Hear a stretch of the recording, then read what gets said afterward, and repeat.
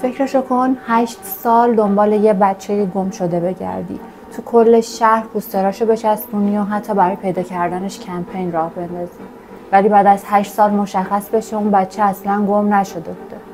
داستان امشبمون یکی از عجیب و غریب ترین داستانهای سالهای اخیره. داستان زندگی رودی فاریاس که 8 سال گم شده بود، اما بعد از اینکه پیدا شد حقیقتی درباره زندگیش فاش شد که از هر فیلم ترسناکتر بود.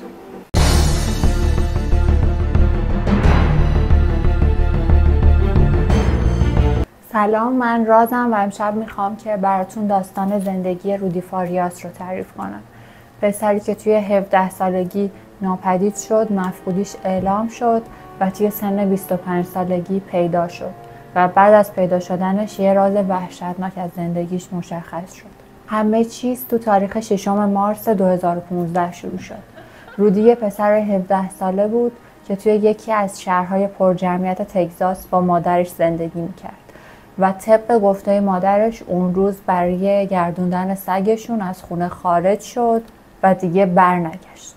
بلافاصله بعد از این اتفاق مادر رودی، جینی، با پلیس تماس میگیره. هراسون گزارش گم شدن پسرش رو میده. پلیس بررسی میکنه و خیلی زود کل شهر از پوسترهای رودی پر میشه. کلی کمپین راه میافته، مردم داوطلب میشن تا بتونن توی پیدا کردن رودی به مادرش و به پلیس کمک کنن. ولی این وسط یه چیز بزرگ سر جاش نبود. چیزی که هیچ کس ازش خبر نداشت این بود که رودی یک روز بعد خودش به خونه برمیگرده. اما جینی این موضوع رو از همه پنهون میکنه و تصمیم میگیره که به هیچ کس این حقیقت رو نگه. قبل از اینکه از ادامه ماجرا و داستان بگیم، بیاین یه کوچولو برگردیم عقب‌تر. رودی پسر بچه آروم، ساکت و آسیب پذیر بود. پدرش یه افسر پلیس بود که وقتی که رودی 11 سالش بود به زندگی خودش پایان داد و این اتفاق خیلی روی روحیه رودی تاثیر گذاشت و باعث شد که طبق گفته اطرافیانش سالها با افسردگی و اضطراب درگیر باشه و تا 17 سالگیش این موضوع ادامه پیدا کرد. و بجز این اتفاقی که از سر گذرونده بود، یه رابطه پیچیده و عجیب و غریبم با مادرش داشت. رابطه وسواسگونه، کنترلگرانه و بیش از حد مالکانه. و همین رابطه باعث شد که یه کابوس 8 ساله اینجا شروع بشه. بعد از اینکه پلیس گزارش گم شدن رودی رو تایید کرد، همه بلافاصله باور کردن که این اتفاق افتاده. سعی می‌کردن کمک کنن تا رودی پیدا بشه. مادرش بارها جلوی دوربین اومد، مصاحبه می‌کرد، گریه می‌کرد و از مردم و دولت می‌خواست که کمکش کنن پسرش پیدا بشه و بارها میگفت که من نمیتونم بدون رودی زندگی کنم. اما حقیقت چی بود؟ حقیقت این بود که رودی اصلاً گم نشده بود. توی همون خونه با مادرش زندگی میکرد و تنها چیزی که تغییر کرده بود اسمش بود.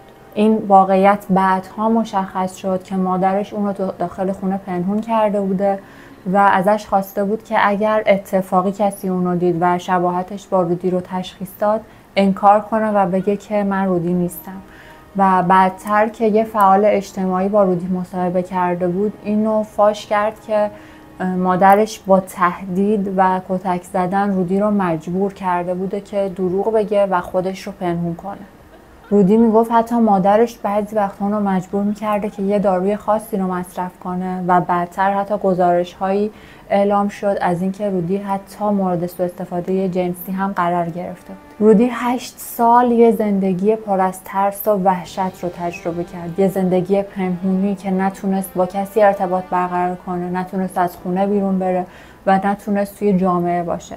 یه زندگی پر از محدودیت و پر از وحشت، درست شبیه یه جهنمی که توسط مادرش ساخته شده بود. مادری که باید حامیش می بود اما به خاطر اون احساس مالکانه بیش از حد بچه خودش رو توی خونه زندونی کرده بود. توی این 8 سال همه فکر می‌کردن که رودی واقعا گم شده و طبق خواسته مادرش رودی خودش رو از همه پنهون کرده بود تا 2 سال پیش که یک مرد با هویت نامعلوم توی محوطه بیرونی یک کلیسا پیدا شد.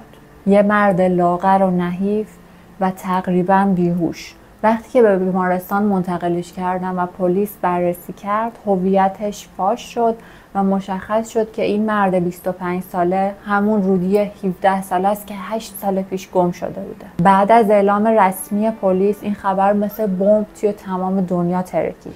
تمام شبکه‌های خبری مثل CNN و BBC همه تیتر زدن رودی فاریاس پیدا شد. پسری که 8 سال مفقود بود. پلیس تحقیقاتش رو تکمیل کرد، شاهدها یکی یکی به پرونده اضافه شدن، مشاهداتشون رو گفتن و حقیقت فاش شد. کسی که این 8 سال رودی رو از همه پنهون کرده بوده کسی نبوده به جز مادرش. رودی توی صحبتاش با پلیس گفت که بارها قصد داشته از خونه بیرون بیاد، فرار کنه و اعلام کنه که من پیدا شدم و اصلا گم نشده بودم، اما مادرش اونو میترسوند و بهش میگفت که اگر بری و این حقیقت رو بگی پلیس تو رو مجرم میدونه و تو رو زندانی میکنه. و بارها توی حرفاش گفت که احساس میکنم شستشوی مغزی شده بودم و حرفای مادرم رو باور میکردم و باعث شده بود حس کنم که هیچ راه فراری ندارم به جز این که داخل همون خونه بمونم. و خب طبیعتاً جینی اولین کاری که کرد این بود که تمام این حرفا رو تکذیب کنه و میگفت که پسرش تو این 8 سال که نبوده به مغزش آسیب وارد شده و این داستانا همشون ساختگیه و جینی از هیچ چیزی خبر نداشته. اما بعدتر با تحقیقات پلیس که تکمیل شد مشخص شد که تمام صحبت‌های رودی حقیقت داشته و واقعاً مادرشون رو 8 سال زندانی کرده بوده. حالا انگیزش از انجام این کار چی بوده؟ جلب توجه رسانه‌ها و مردم، گرفتن کمک‌های مالی به بهونه کمک برای پیدا کردن پسرش و مهمتر از همه گرفتن افسار زندگی پسرش تو دستش و کنترل کردنش. همون بیماری وسواسگونه که از 11 سالگی رودی و بعد از فوت پدرش همراه این مادر بود و باعث شده بود که بخواد تمام و کمال زندگی اونو کنترل کنه. پلیس بعد از فاش شدن این ماجرا و اثبات شدنش رودی رو از اون خونه بیرون برد، به مراکز درمانی منتقل کرد تا از لحاظ روحی و روانی و جسمی درمان بشه و بعد از اون بستگانش ازش حمایت کردن و تحت نظر و مراقبت اونا بود. پرونده مادرش جینی همچنان بازه و هنوز هم تحقیقات ادامه داره، اما به عنوان عامل اصلی این جنایت احتمالاً سالهای زیادی توی زندان میمونه.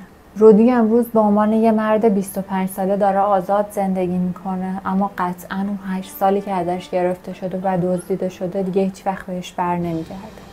اگه از این ویدیو خوشت اومد ممنون میشم که لایک کنی و نظرتو برام بنویسی، چون کلی بهم انرژی و انگیزه میدی برای ساخت قسمت‌های بیشتر و تعریف کردن داستان‌های دیگه. و اگه فکر میکنی دیگه قرار نیست داستان عجیب‌تر از این بشنوی، باید بهت بگم که سخت در اشتباهی، چون قراره که هفته بعد یکی دیگه از عجیب‌ترین داستان‌هایی که توی زندگیت خواهی شنید رو تعریف کنم.